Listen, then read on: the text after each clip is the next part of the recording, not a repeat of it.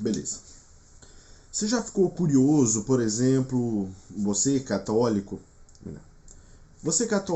já ficou curioso, por exemplo, com o que é o céu, o que é o paraíso, o que é o inferno, o que é a eternidade, para onde a gente vai, o que a gente está fazendo aqui, enfim, todas essas coisas malucas que a gente já parou para pensar, como uma pessoa religiosa ou que pelo menos inspira sentimento de religiosidade. Se você já ficou, o que você acha que é? Quando você pensa no céu, no inferno, na condenação, na salvação, quando você pensa na vida eterna, o que você pensa? Aqui a gente vai ver mais ou menos como é que é a perspectiva católica a respeito do céu, do inferno, dessas realidades e como que o filme A Chegada nos ajuda a compreender isso com algumas ferramentas visuais que ele utiliza que vão facilitar esse entendimento. Se você curtiu, já coloca o seu like aí, se inscreve, enfim, faz tudo o que tem que fazer. E vamos junto. Eu tô aqui com a minha colinha para não esquecer de nenhuma informação enquanto eu desenho aqui na tela para vocês verem em conjunto. Tá certo? Então cola aí. Beleza. Antes de tudo, só queria dizer uma coisa. As Sagradas Escrituras reconhecem que o tempo para Deus é diferente do tempo que tem para nós humanos. Opa! É diferente do tempo.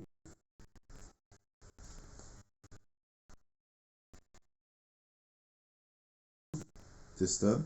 Aí. O tempo para Deus é diferente do tempo que tem para nós humanos. Se você percebeu alguma coisa errada, sim, tem. Meu computador não está aguentando, está travando, mas enfim. Vamos lá. Aqui. Nós vemos que na segunda carta de Pedro, em capítulo 3, versículo 8, ele diz uma coisa significativa. Há, contudo, uma coisa, amados, que não deveis ignorar.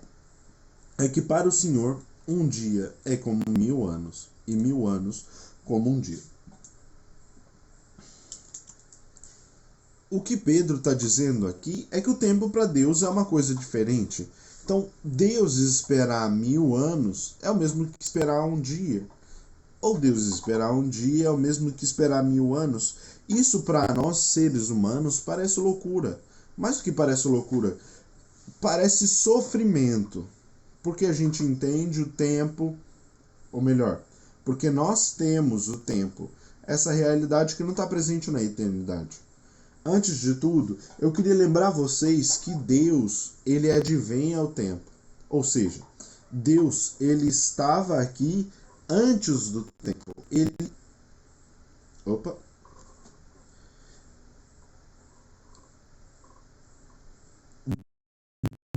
Deus é causa.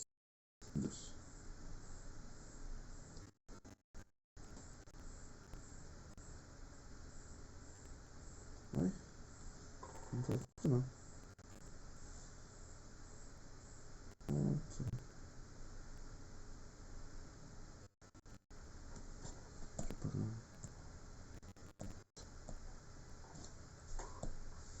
Deus é causa do tempo. Ele não está presente no tempo. Na verdade, o tempo só pode existir porque Deus é. Antes de tudo, é realmente deixar Deus própria. O tempo só pode existir porque Deus é.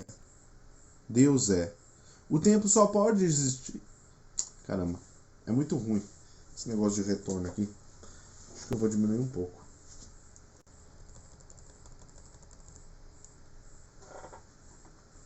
O tempo. Vamos ver. Beleza. Antes de tudo, a gente precisa lembrar: Deus não está presente no tempo. Deus é causa de tempo, ele é motivo de tempo. Ou seja, o tempo só pode existir porque Deus é.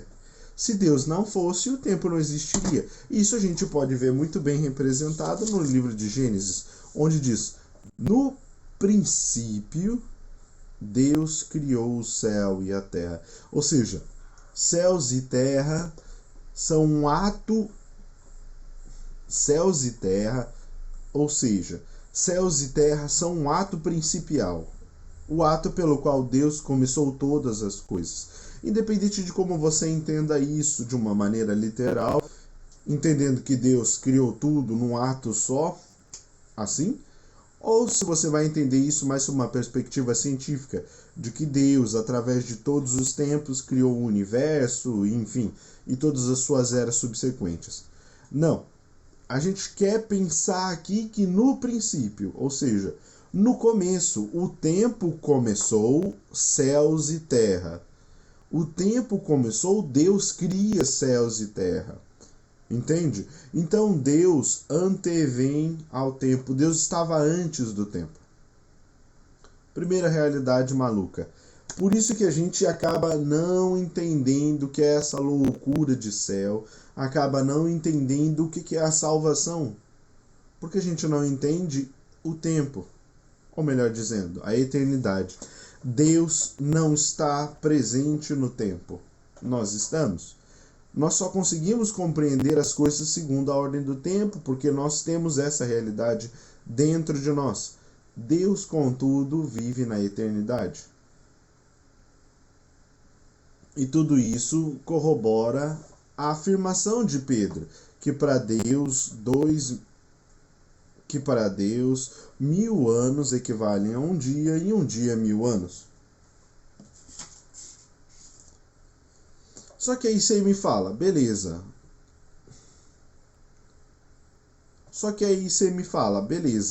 Deus criou o tempo, o mundo, as coisas, blá blá blá, até chegar a Adão e Eva. Mas Adão e Eva não viviam no Éden? Lembrando que a gente está tentando chegar aqui no céu. Sim, Adão e Eva viviam no Éden. Vamos fazer uma pequena representação. Esse é Adão, o moço. E essa é Eva, a moça.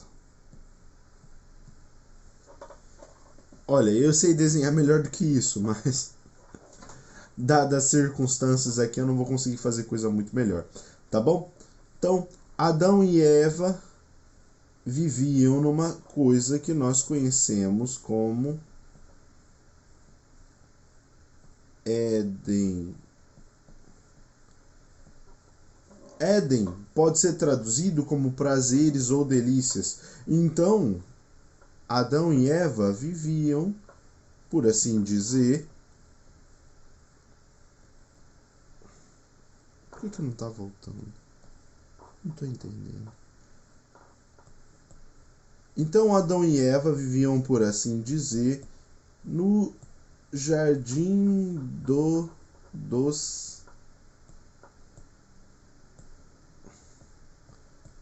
prazeres.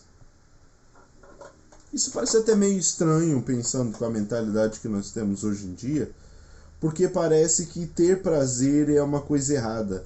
Mas não, na verdade, o prazer que nós vivemos hoje em dia, ele se apresenta de uma maneira errada, e por isso parece que ele é errado. Mas não, ter prazer em si não é errado. É evidente, senão você não ia sair com seus amigos, nem ia fazer nada. Porque a verdade é que muito que a gente faz para sentir prazer mesmo, e não tem nada de errado com isso. Então Adão e Eva viviam no jardim dos prazeres.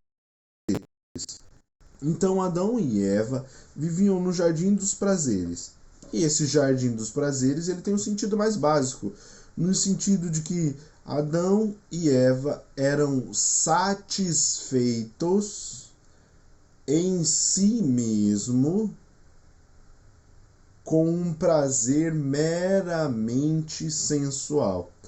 E aqui eu quero que vocês entendam a diferença entre sensual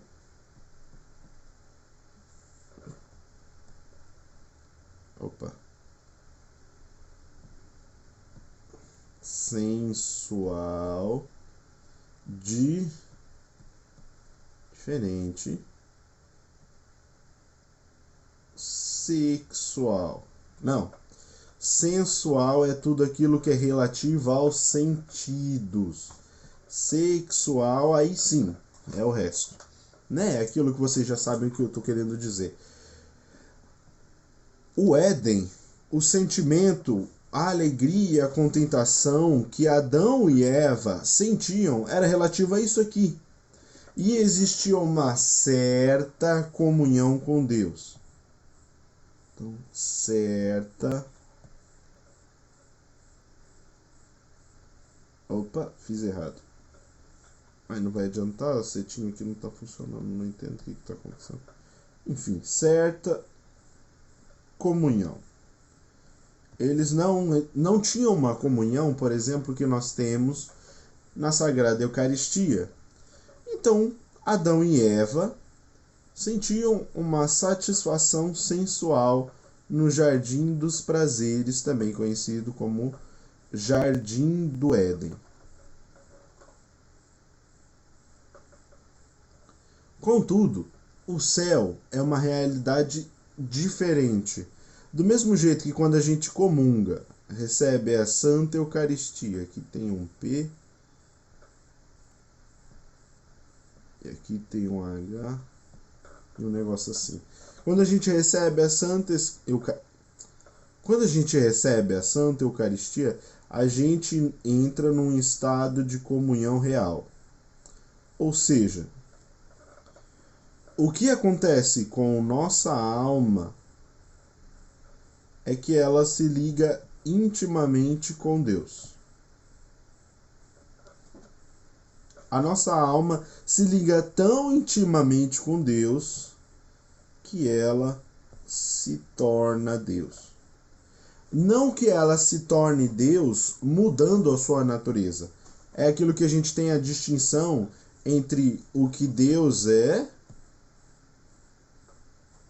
e o que o homem é.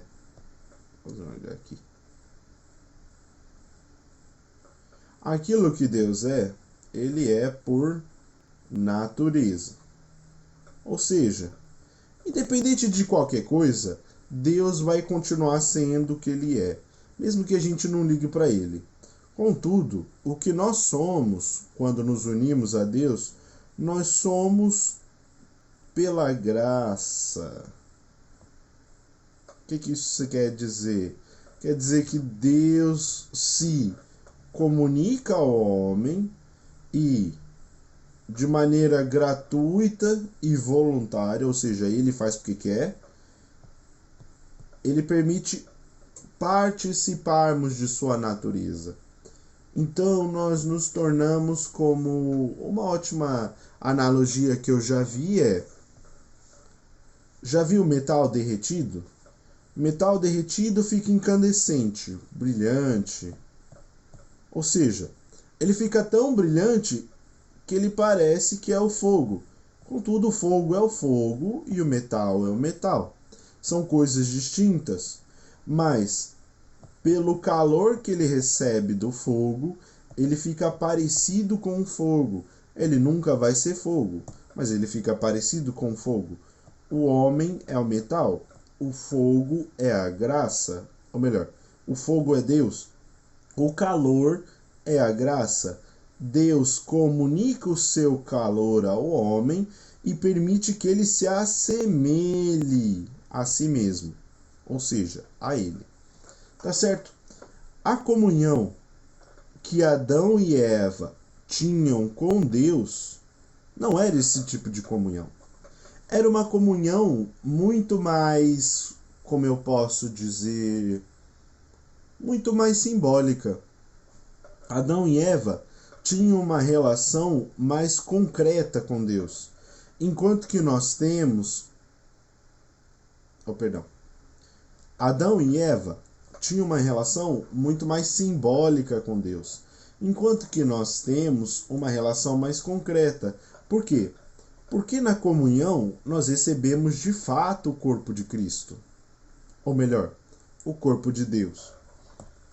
Enquanto que Eva e Adão, por mais que rezassem, que se encontrassem com Deus e tudo mais, eles não conseguiam tocar Deus, não conseguiam receber Deus dessa maneira. Coisa que nós, na nova aliança, podemos, porque Cristo nos concedeu a graça da comunhão. Mas por que eu estou falando tudo isso? É bem simples, para que nós entendamos. A graça que é o céu, ela não se compara à pequena graça que Adão e Eva receberam no jardim dos prazeres. Não, o céu é muito maior. O céu é uma estadia, ou melhor, o céu é uma união completa com Deus, de tal modo que se confunde Deus e o homem. É por isso que Jesus Cristo vai recomendar: sedes perfeitos como vosso Pai Celeste é perfeito. Por quê? Porque no fundo, ele sabe, o homem só vai estar plenamente realizado a partir do momento... Ai, meu Deus, dá zoom. Aí. A partir do momento em que ele se tornar um com Deus, de tal modo que ele se assemelhe a Deus e pareça a Deus. Isso está incutido no DNA humano.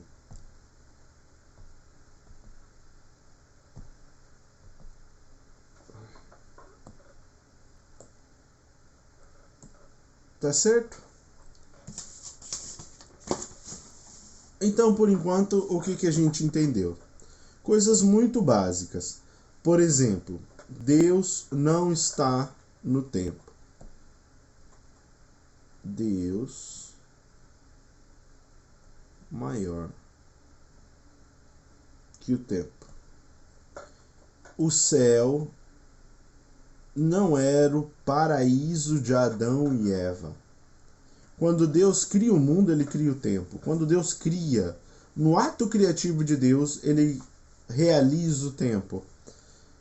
E no tempo, ele dá um prazer sensual, senso, sensores, sentidos. É disso que quer dizer sensual, não sexual. Quando a gente fala, nossa, essa mulher é muito sensual. A rigor, a gente está querendo dizer que ela é muito apegada aos sentidos.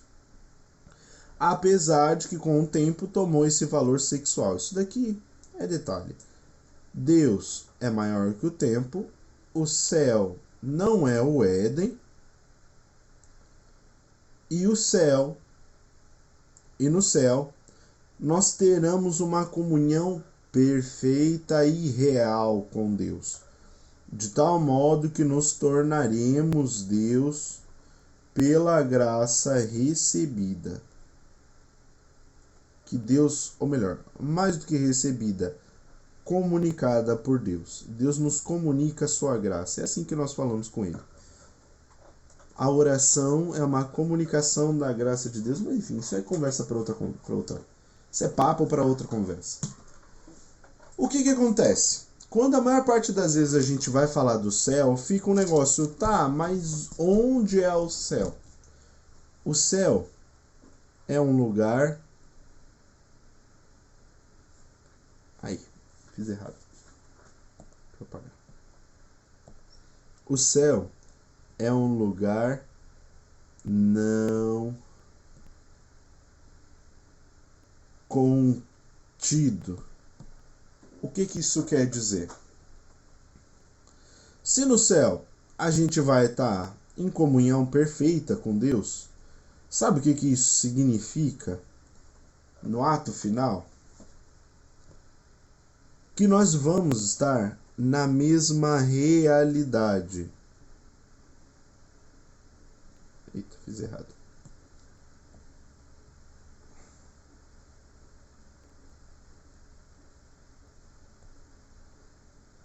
Nós vamos estar na mesma realidade de Deus. O que isso significa? Significa, se onde Deus está não tem tempo, onde nós vamos estar também não vai ter tempo. Só que o que acontece? Diz, no princípio, ou seja, a realidade do tempo está incutida na criação. Quando Deus cria o mundo, ele cria o tempo. Só que aí fala céu e terra. Para ter céu, E para ter terra, precisa ter, além de tempo, uma outra realidade que a gente chama de espaço. Ficou faltando um ezinho. Só que o que acontece? Do mesmo jeito que quando Deus cria o mundo, ele cria o tempo, o que faz Deus não estar no tempo, quando Deus cria o mundo, ele cria o espaço. Então, adivinha? Ele não está no espaço. O tempo, ou melhor, o céu, portanto, não é nem uma realidade temporal, ele não está dentro do tempo, e nem uma realidade espacial. A igreja reconhece, isso é dogma de fé, o céu é um lugar. O céu é um lugar. Isso é garantido. Isso a gente sabe que é. O problema, e aí que entra, é que ele é um lugar não contido. E é aqui que minha vida começa a complicar. Pelo céu ser um lugar não contido, isso significa que ele não está... Aí, fiz errado. Isso significa que ele não está no espaço. Então o céu é uma realidade que não está preso nem ao tempo, nem ao espaço. Mas ele é um lugar. Disso a gente sabe. O céu é um lugar não contido. Por que não contido? Vamos imaginar uma coisa simples aqui. Vou desenhar uma casinha. Bem simplinha. Bom, oi casinha bem simplinha. E vamos desenhar o seu José. O seu José tem a cabeça esmagada. Calma aí, seu José. Seu José tem uns bigode. Cadê o bigode do seu José? Aqui, ó. Oi, bigode do seu José. Legal. O seu José, para ele entrar na casa, ele tem que estar contido dentro da casa. Ou seja, ele tem que caber dentro da casa, né? Quando a gente pensa na palavra...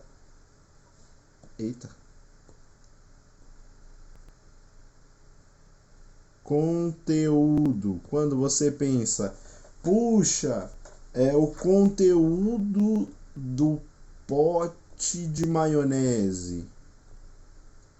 Aqui, ó, pote de maionese. O que acontece com o conteúdo do pote de maionese? Ou a maionese? Ela está contida dentro do pote.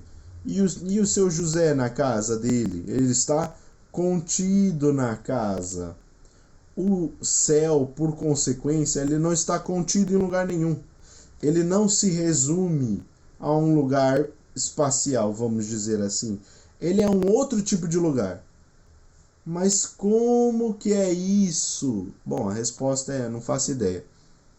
Tem coisas que nem a igreja explica. O que significa, a princípio, esse negócio de não contido? É que não é um lugar em um espaço. Não. É um lugar que é um lugar. Não sei como explicar. Na verdade, eu não tenho explicação para isso. Mas é basicamente isso. É um lugar que não está num espaço. Como? Só Deus sabe. A gente só vai descobrir isso quando chegar no céu, ou enfim, não. Né? Então, quando a gente fala o céu é um lugar não contido, quais são as opções que nos sobram? A gente sabe que vamos fazer aqui, ó. Ai, meu Deus. Foi. Ó. Céu diferente do Éden. O céu não é o paraíso, ou melhor, O céu não é o Éden de Adão e Eva. Não. Não é. Porque ele não se resume a uma comunhão parcial com Deus, mas ele é uma comunhão total. Então o céu não é o Éden.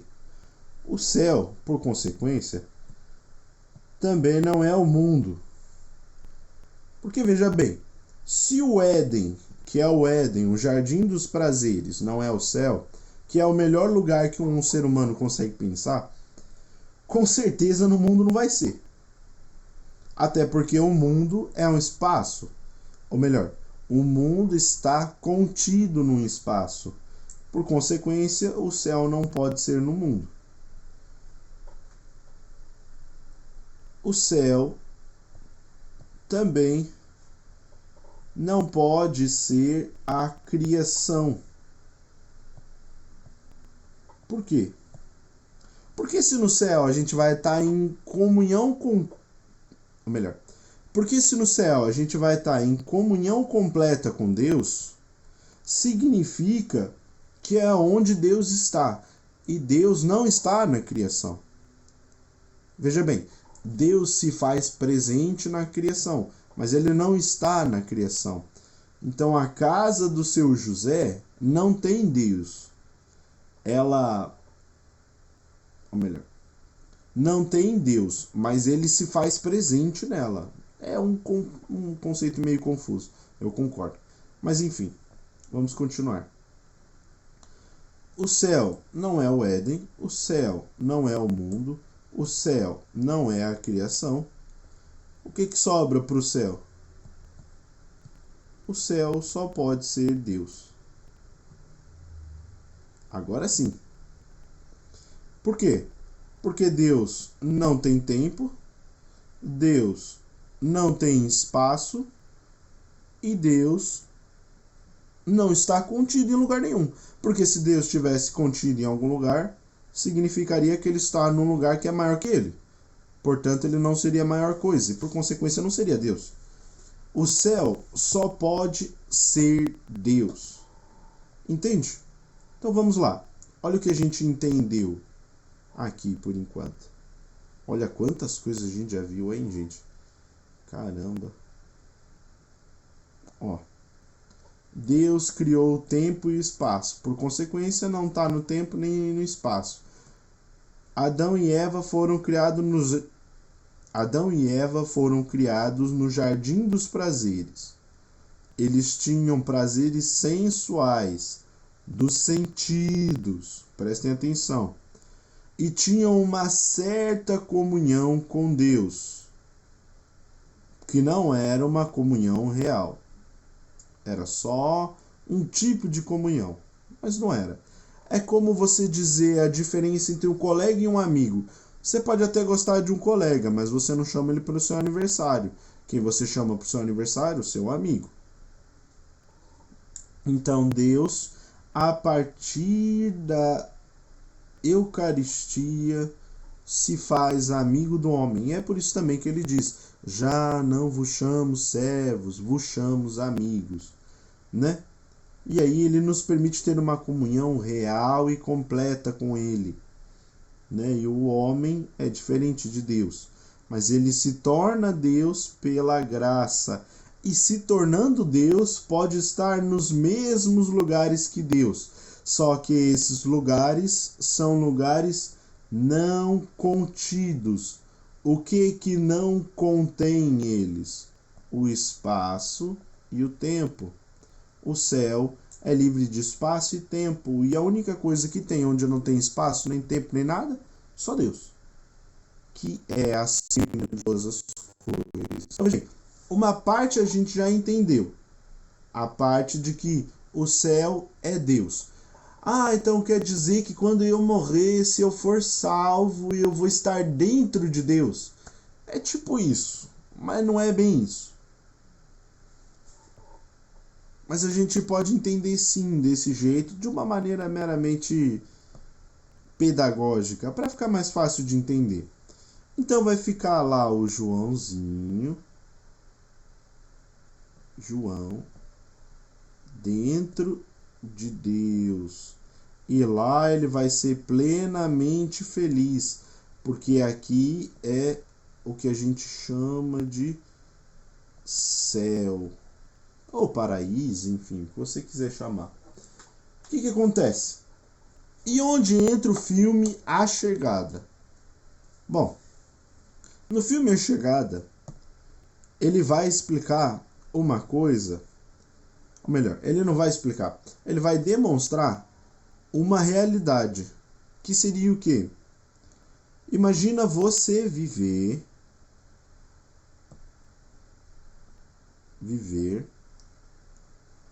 fora, livre, né? Aqui a gente desenha. Enfim, não deu certo meu desenho, né? Viver livre ou fora do tempo. O que ia acontecer? No filme A Chegada, logo no fim do filme, ela percebe o quê? Que os momentos que ela está falando, no exato momento de agora, ela consegue lembrar de coisas ou vivenciar coisas do futuro, passado e presente ao mesmo tempo. Então nós temos o passado, o presente e o futuro. O que acontece? Quando a gente pensa no passado, ele já foi. Quando a gente pensa no presente, está sendo. Quando a gente pensa no futuro, ele vai ser. Qual que é a única coisa que existe? O agora, ou presente, enfim. Então nós temos passado, o agora e o P, não, aqui é F, o futuro. O passado já não existe mais. O futuro ainda não existe. A única coisa que existe é o agora.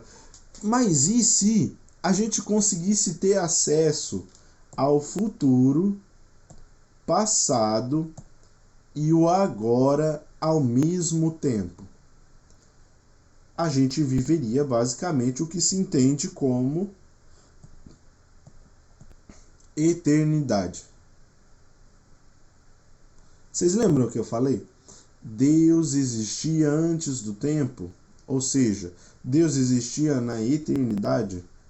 Então, o que aconteceria se você juntasse tudo que já aconteceu com tudo que está acontecendo e tudo que vai acontecer? E conseguisse entender todas essas informações ao mesmo tempo? Você teria a eternidade. Essa realidade magnífica. No filme A Chegada, a protagonista, ela lembra de acontecimentos passados, só que ela não só lembra. O que acontece? Ela sente o toque da filha dela de novo, ela sente o abraço, o cheiro, enfim. Ela está no seu presente, tentando impedir lá o bombardeio das conchas, e ela lembra no futuro, olha que estranho, ela lembra do futuro do almirante japonês falando para ela uma realidade que ela ainda não sabia.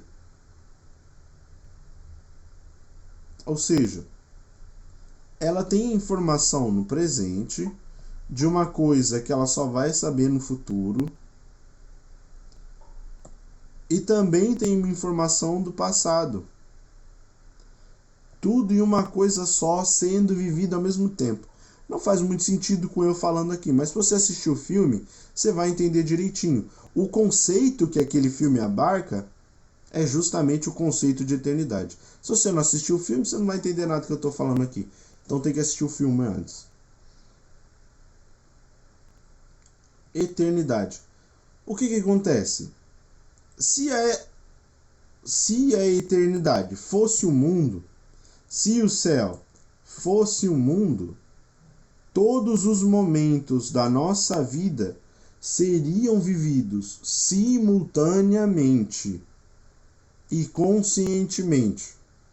Seria o mesmo que, imagina o dia que você, por exemplo, apanhou do seu pai ou da sua mãe.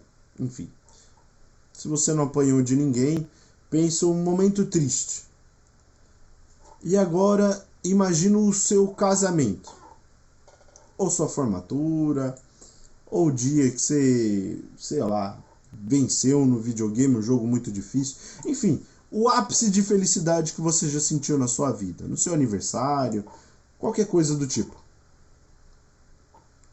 Você viveria esses dois momentos simultaneamente. Então, como que a alegria do ou melhor, é como que a alegria do aniversário fosse anulada pela tristeza da surra. Imagina ficar vivendo esses momentos para sempre, para sempre, para sempre. Você consegue entender? Seria uma confusão infinita. Outro motivo pelo qual o céu não é o mundo. Se o céu fosse o mundo e nós vivêssemos a eternidade dessa vida, nós teríamos todas as lembranças, todos os acontecimentos atuais e todos os acontecimentos futuros acontecendo junto. Isso seria uma confusão da pega. Alguma coisa ia conseguir unificar tudo, mas você consegue pensar que viver todos os momentos tristes da sua vida, cada um dos seus pecados, de novo, de novo, de novo, não é de novo, de novo, é sempre vivendo. Não existe continuidade. Você está constantemente naquele momento, mas também está nos momentos bons e nos momentos neutros. Ou seja, não tem nem como dizer uma palavra sobre isso. É simplesmente estranho. A eternidade em Deus, você vai contemplar tudo que você já foi em Deus, é em Deus e será em Deus. Só que tudo isso em um único momento. Você vai contemplar a totalidade de tudo em Deus. Então, muitas vezes, quando as pessoas falam: ah, no céu a gente vai comer churrasco e jogar futebol, não vai ser necessário. Porque, veja bem, na Terra, no mundo, por que a gente come churrasco e joga futebol? Para fugir do passado triste, dos pecados, dos sofrimentos. A gente faz para sentir prazer. Contudo, na presença e comunhão perfeita com Deus, não vai existir momento triste. Nós vamos estar em plena comunhão com Deus, estar constantemente com Ele. Pode parecer uma coisa enfadonha, mas é porque no mundo nós ficamos cansados e entediados, enquanto que em Deus o cansaço e o tédio não vão ser uma realidade. É isso que eu quero que vocês entendam. Então, o que é o céu a princípio? O céu é estar em comunhão plena com Deus, em Deus, que é um lugar não contido, na eternidade. A gente, por consequência, entendendo tudo isso, nós vamos estar livres do tempo e do espaço, que são os maiores limites humanos. Não existirá tempo e espaço, porque nem Deus, não é como se, eu não vou estar, por exemplo, a gente às vezes tem que escolher, tem a formatura do meu sobrinho ou tem a festa da turma da faculdade. Sei lá, só inventando um caso. Você não vai ter que escolher entre um e o outro, até porque não vai ter um e o outro. E digamos que tivesse, você estaria nos dois ao mesmo tempo, porque você está em Deus de tal maneira que você também se torna Deus. Pela graça, é evidente. Não é que você vai ser Deus, você não vai fazer o universo, nem criar nada. Enfim, mas você vai estar em tanta comunhão com Deus que você vai entender plenamente o coração de Deus. Entende? Então, para terminar, é basicamente isso. E aí entra, beleza, eu entendi o que é o céu. Ah, tem outro aspecto do céu. Vamos entrar nele agora. Você me fala, beleza, eu entendi com esse desenho muito lindo, esse diagrama muito bonitinho que você fez, plenamente organizado, o que é o céu. O céu é uma comunhão plena com Deus em um lugar não contido por toda a eternidade. Mas aí entra a dúvida. E o inferno? O que diabos é o inferno?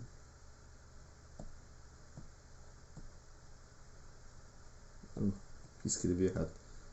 E o inferno. O que é um inferno? Aí a gente pode entrar no mérito da questão de entender como se chega no céu e por que a gente tem que ser perfeito, enfim, todas essas questões. O inferno, não estou dizendo que é isso, tá? A doutrina da igreja vai dizer, na verdade, que é o contrário que é isso. A doutrina da igreja vai dizer que o inferno é um outro lugar. A doutrina da igreja vai dizer que o inferno é um outro lugar, né? O céu é um lugar e o inferno é outro lugar. Ambos são lugares não contidos. Mas, se você entende que nós estaremos livres dos limites da criação, só vai existir um lugar para estar. Deus. Morreu, a sua alma vai entrar em comunhão com Deus. Aí a questão é: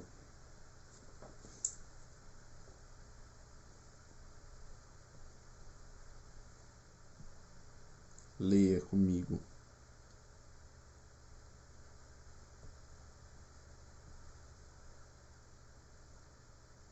O que está escrito? E se eu não gostar? Ponto de interrogação. O que acontece? Vamos lá. Toda alma que morre vai estar nesse local não contido, porque a alma ela não tem matéria, portanto ela não pode estar em um lugar. O que acontece é que a alma, por consequência, só vai poder ficar em Deus. Então, se eu entrar em toda essa realidade aqui, ó, se eu entrar tudo isso aqui, souber disso ponto a ponto, mas eu não gostar disso, aí você vem pro inferno. É simples assim. O que é o inferno? O inferno é simplesmente não gostar de Deus. Ah, mas eu amo a Deus. Vamos ver. Vamos ver. A Igreja Católica, ela tem a doutrina para nos indicar o que significa gostar de Deus. E aí entra. Aí que tá. Quando a igreja diz, por exemplo, tenham filhos. E aí o casal vem e fala, eu vou ter 2 no máximo. O que ele está querendo dizer? Filhos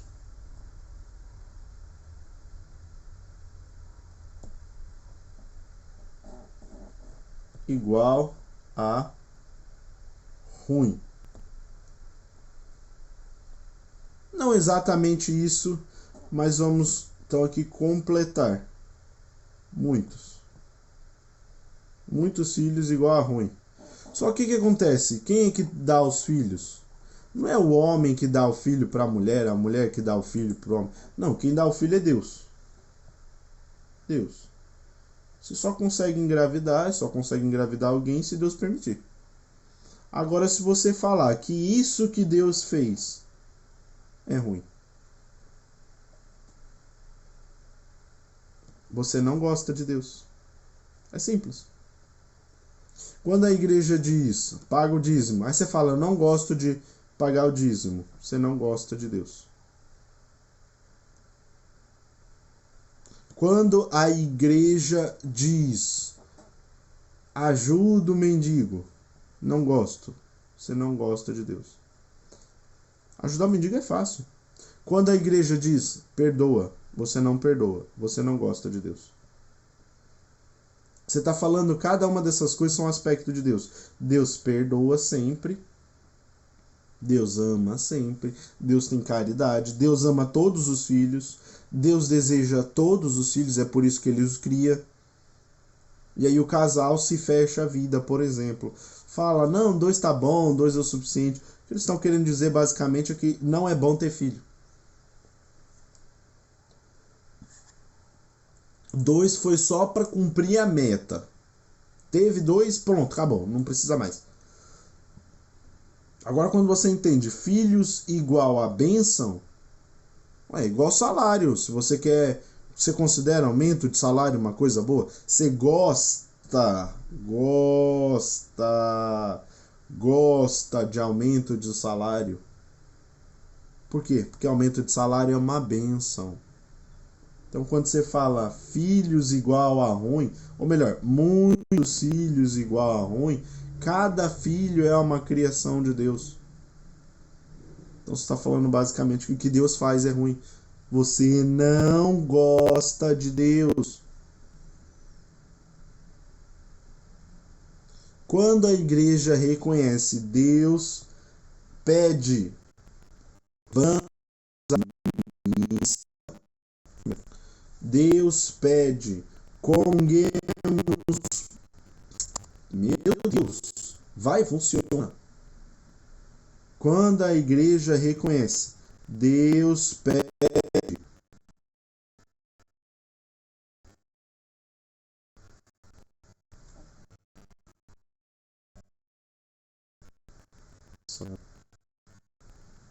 Dá um zoom.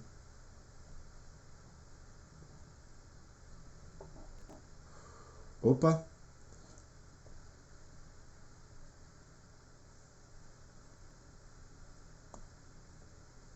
Quando a igreja reconhece, Deus pede, vá à missa todos os domingos, e você não vai, você não gosta de Deus, porque Deus disse que é isso que você tem que gostar.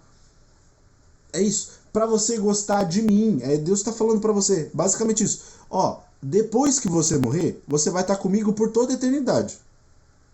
Para você gostar de mim, você tem que gostar de missa em domingo. Para você gostar de mim, você tem que gostar de ter quantos filhos eu quiser. Para você gostar de mim, porque você vai estar comigo até a eternidade. É que nem o caso do casamento infeliz. Ah, mas meu marido não faz aquilo, meu marido não é desse jeito. Filho, você já casou, minha esposa não é desse jeito, enfim. Você já casou. A sua obrigação agora é gostar dele. É gostar. E fazer ele gostar de você. Isso significa que é você cuidar, fazer o que ele gosta, ouvir ele, prestar atenção no que ele diz, conversar com ele, abrir seu coração. É isso que é a oração, é você falar, Deus, eu não sei gostar de você, mas eu quero aprender. O céu é a eternidade. Agora imagina você viver para sempre. Todos os momentos equivalentes. Dizendo, eu não gosto de Deus. E Deus está constantemente em contato com você. É aí que tá. Quando você entende todo esse mecanismo aqui, esse desenho confuso que eu fiz, quando a igreja te fala, estuda, conhece, aprende, o que ela está querendo dizer? Olha, eternidade. Ai meu Deus. Vai. Pronto. Vamos lá. A igreja está dizendo basicamente assim: olha, quando você morrer, na eternidade, você vai viver com Deus. Só que você tem duas opções. Você pode gostar de Deus ou não gostar. Você vai viver. É certeza absoluta que você vai viver com Deus. Tá bom? A questão é, se ao longo da sua vida você gostar da caridade, você gostar da penitência, você gostar da oração, no fim da sua vida, você vai se encontrar com Deus, vai encontrar uma coisa que você gosta, porque você já conhece. Agora, é por isso que é tão difícil falar do protestantismo. Porque imagina você chegar na festa, virar pro cara e falar: eu não gosto da sua mãe. Você acha que você vai gostar do cara, que o cara vai olhar pra você com uma cara do tipo: caramba. Pois é, né? Mas minha mãe tá aqui. Fazer o quê? Ela tá aqui, ainda é líder de todo mundo. Olha só. Puxa vida. Porque ela é a mãe de todo mundo, né? Fazer o quê? Então é assim. Se você não gosta da minha mãe, é uma pena, porque ela tá aqui no céu, ela tá acima de todo mundo olha pra ela, tá bom? Todo mundo conhece ela, a cena assim quando ela passa na rua. Se você não gosta, problema seu. Vai ser basicamente isso. E aí implicam tanto em falar mal de nosso... Enfim, isso é detalhe. O céu é isso. Tudo isso para você entender, basicamente. Goste das coisas que Deus gosta. Goste das coisas que Deus é. Para que quando você morrer e for na comunhão plena com Deus, você se encontre com esse Deus que é pura bondade. E ame Ele e não o odeie. Porque se você o odiar, você vai viver a eternidade no ódio. Agora, se você o amar, e o que significa amar a Deus? É amar tudo que Deus é, e Deus é muitos filhos, Deus é um casamento de sacrifício, Deus é você engolir sapo, Deus é você não responder, Deus é você não ser grosseiro, Deus é você dormir no chão, Deus é você tomar banho frio, Deus é você amar o pecador quando ele não merece, Deus é a crucificação. Se você não gosta da cruz, se você não gosta de... Me desculpa, mas no fim da sua vida, no ato da sua morte, você vai se encontrar com ela. E adivinha, lá não tem tempo. Então quando você se encontrar com ela, você vai ficar com ela para sempre. E aí, você ama ela? Não ama, né? Entendeu? Então é basicamente isso. Tá explicado o céu. O filme A Chegada, ele deixa bem didático esse negócio. Eu quase não falei do filme, porque também ele não importa muito. É só esse ponto mesmo que você tem que observar. Se você consegue olhar para isso, pensar em tudo que a igreja exige, né? Muitos casais gostam de, na hora da relação sexual, fazerem coisas que Deus não gosta, né? E o que acontece? Se Deus não gosta, é porque ele não é bom pra gente. Então você vai chegar lá no céu e não vai poder fazer isso. E aí, adivinha, você vai sentir saudade. E aí você quer passar a eternidade sentindo saudade. Enquanto aqui na Terra tem um tempo. Quando tem tempo, significa que pode mudar. Então você pode parar de sentir desejo de fazer essas coisas. Lá no céu não. E aí você vai ficar para sempre sentindo saudade de coisas idiotas, como masturbação, pornografia. Quem tem vício sabe que quando você para... Quem tem vício? Qualquer pessoa que assiste... Ou melhor, qualquer pessoa que assiste e acha isso normal, quando para, quando não assiste, quando não retorna, sente saudade do sentimento. Eu sei, porque eu tive vício há muito tempo, né? Sente saudade. Então é isso, você quer viver a eternidade sentindo saudade de uma coisa que você não pode ter no céu? Você vai ficar lá, caramba, né? Quando eu tinha corpo era tão bom me masturbar, agora eu não tenho mais corpo, eu tô aqui no céu. Nossa, que saudade. Olha que coisa idiota. Enfim, mas isso é o céu, ou melhor, o inferno. O céu é quando você se livra de todas essas coisas. Quando você pega e fala, caramba, tive 14 filhos. Glória a Deus. Nossa, eu amo meus filhos. Dou graças a Deus por cada um deles. 3 morreram. Ofereci sofrimento em nome a Deus. Mas aqui estou porque eu amo o que Deus é. mais do que a mim, mais do que tudo. É basicamente isso. Se você gostou, considere se inscrever, considere mandar para os seus amigos, falar, olha esse cara maluco aqui. Ele explica o céu, o que é, de uma maneira confusa, mas depois você entende. É basicamente isso. Gostaria que você compartilhasse para alguém que você achar interessante. Gostaria que você se inscrevesse aqui no canal, mandasse um oi nos comentários, falasse, caramba, você é maluco, mas gostei da explicação. Tentei fazer mais curto, é verdade que é difícil pra caramba explicar essas coisas. Quem sabe, eu explicando as coisas, vocês ficam acompanhando, eu não preciso explicar mais. Né? Só chegue, deu conteúdo, vocês falam, caramba, isso, como é que eu nunca pensei isso antes? Pois bem, fiquem com Deus. Eu tô com soluço por algum motivo. A minha colinha eu fiz na metade de uma sulfite. Gosto muito de vocês, desejo que vocês vão pro céu, então tratem de gostar de Deus, tá bom? Falou, amigos, tchau.